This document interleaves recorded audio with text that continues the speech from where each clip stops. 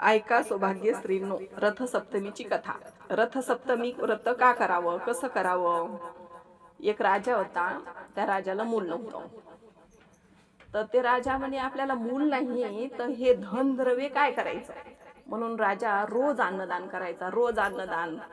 तर एक दिवस मोळी विकणारा मोळक्या तर जेवायला बसला. तर म्हणले कोणाचं अन्न आहे, तर सांगितलं ह्या राजाचे. नाही म्हणे बाबा, निपुत्रिकाचं अन्न आपण खात नाही.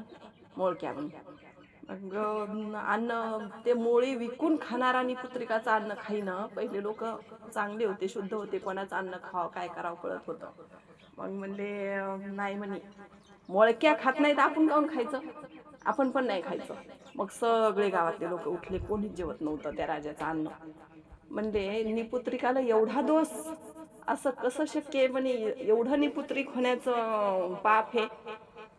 तर म्हणले काय करावं आता, हे अन्न काय करावं. मग त्यांना डोंगरात नेऊन टाकलं, गाई खाती. गाईनं पण शिवलं नाही अन्न. डोंगरात टाकलं तरी खाल्लं नाही, नदीत टाकलं माशान खाल्लं नाही. अरे रे रे म्हणे, निपुत्रिकाचा एवढा इटाळ. मग त्या राजाला वाईट वाटलं आणि राजा म्हणे नाही, आता मला ना संतान पाहिजेच. मग राजा जंगलात गेला, महादेवाची तपश्चर्या केली. मग महादेवानं सांगितलं तथास्तु म्हणे, वर माग. राजा म्हणे मला वर म्हणे, मला मूल पाहिजे, संतान पाहिजे. मग राजा म्हणे महादेव म्हणले नाही, तुझ्या नशिबात नाही संतान. तर नाही, कसंही करा म्हणे, वांज नाव फिटलं तरी चालेल, पण मला संतान पाहिजे म्हणे. एवढं म्हणे मला स्वर्गात पण जागा भेटणार नाही, एवढं पाप आहे, एवढं हे म्हणे, ह्यानी पुत्रिकाचं काय करू. मग महादेव म्हणले ठीक आहे म्हणे, पण 14 वर्षाचा झाला, लग्न ठरलं आणि लग्नाच्या दिवशी तो पाणी पाणी करून मरण. मग म्हणले पाणी पाणी करून मरण म्हणल्यावर मग म्हणे द्या, वाज नाव तर फिटन. मग महादेवाने एक फळ दिलं, राजा घरी आला, राणीनं ओवाळलं, पंचारती केली, ते फळ टाकलं राजानं राणीच्या ताटात.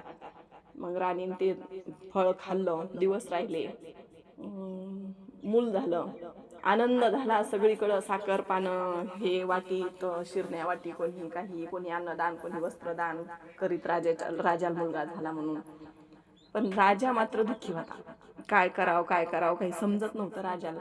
14 वर्षात मूल जाणार आहे म्हणजे हे जन्माला येऊन दुःख, लय त्याला दुःख वाटत होतं.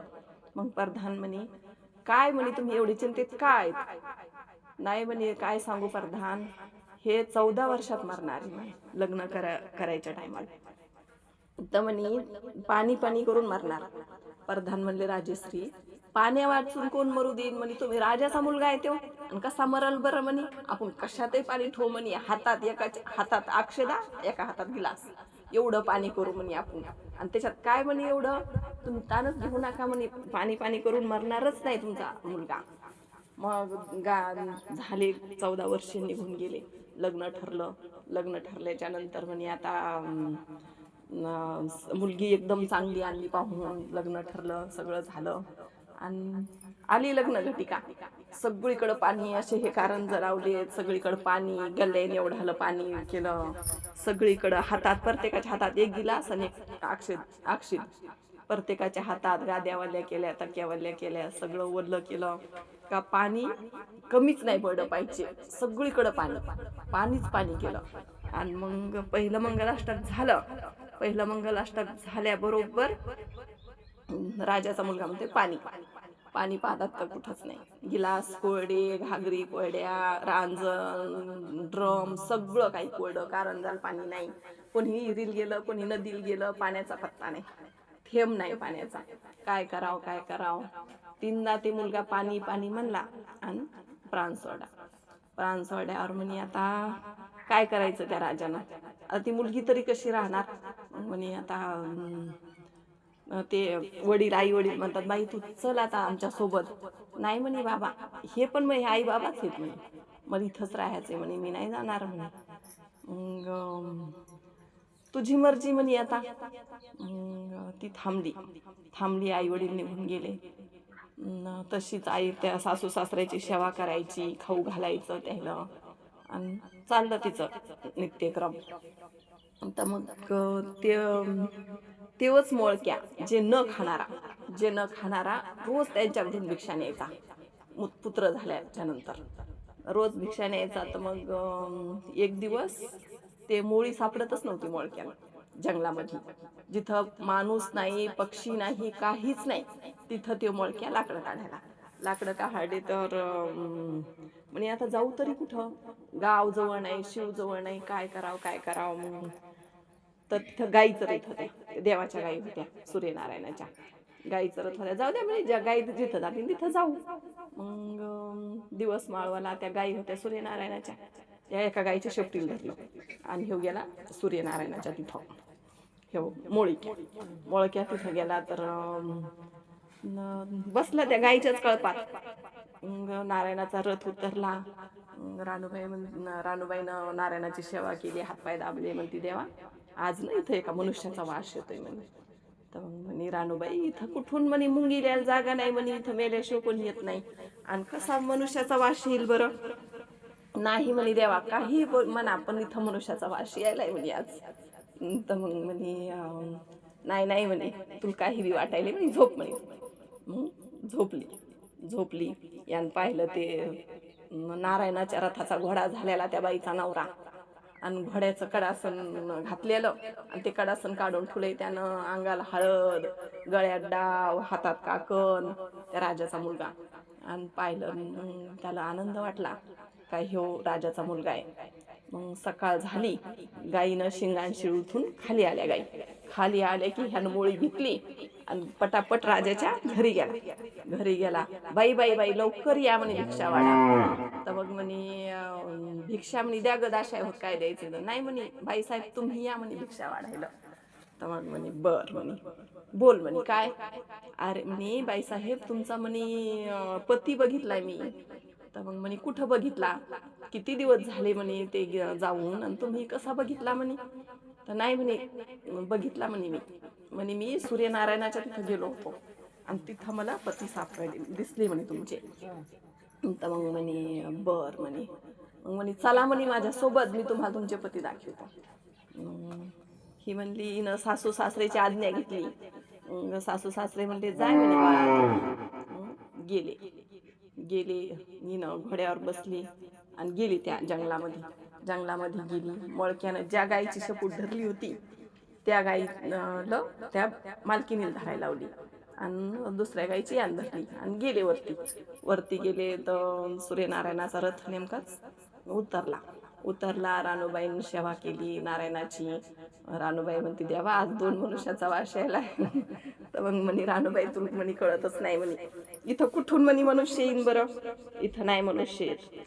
तर मग हिनं बघितले तिचा पती ते घोड्याचं कडासन काढलं आणि मग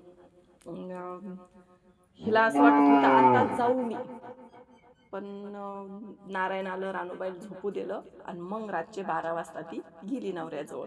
तर म्हणे मला तुम्ही पाहिजेत म्हणे, मी तुमच्याशिवाय राहणार नाही म्हणे.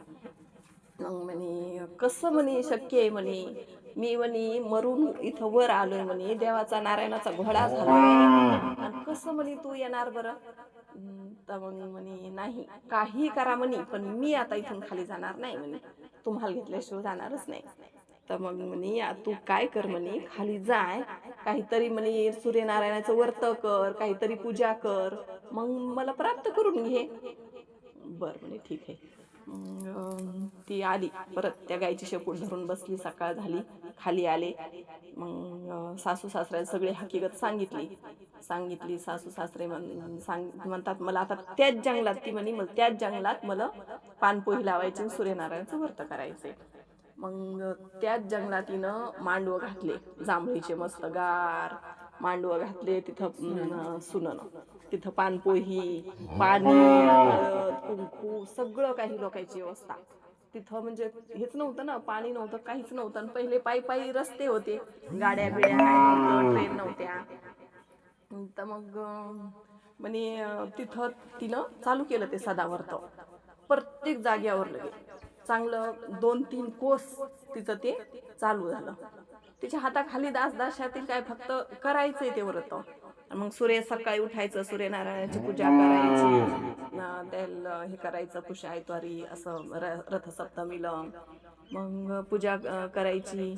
आणि ते तसं तिचं व्रत चालू झालं. 12 वर्षे ते व्रत तसंच होतं तिचं. तेवढी सेवा तिची. तिथं जिथं पाणी नाही तिथं पाणी, अन्न अन्न हळद कुंकू, आराम करायला मस्त गादी, हे सगळं व्यवस्थित प्रत्येक मांडवा.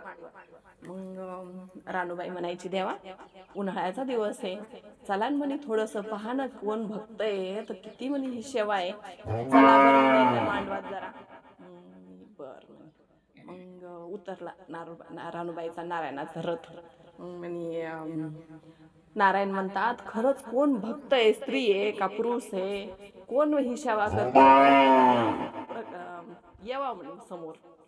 तर मग ही ज्या मांडवात नारायणाचा रथ थांबला त्या मांडवाच्या बाहेरून लपून बसायची का हे काय म्हणतात ऐकायसाठी. तर ते आलं फळालं. मग ही लगेच गेली आणि पाय धरले देवाचे. पाय धरले. मग म्हणे आधी वचन द्या देवाला, नारायणाला. नारायण म्हणतात, नाही वचन नाही म्हणे, तुला काय मागायचे तू मागू शकते. रानूबाई म्हणे, बायाची जात काय मागणारे, पुत्र धन दुसरं काय मागू शकते म्हणे, बायाची जात द्या ना म्हणे वचन. तर मग दिलं वचन दिलं. ही म्हणती, मग तुमच्या रथाचा घोडा. तर मग रानूबाई, बायाची जात काहीच मागत नाही ना, पहा म्हणे आता काय करू. मग नारायण म्हणतात, रथाचा घोडा मी कसा देणार, त्याच्यावर तर माझं सगळं काही आहे. तर मग म्हणे, नाही म्हणे, मला रथाचा घोडाच द्या तुमच्या. म्हणे, बरं 6 महिने तुझ्याकडे राहील, 6 महिने माझ्याकडे राहील. तर मग 6 महिने रथाच्या घोड्याला हरणं असतात आणि 6 महिने घोडे असतात. अशी ही रथसप्तमीची कथा आहे.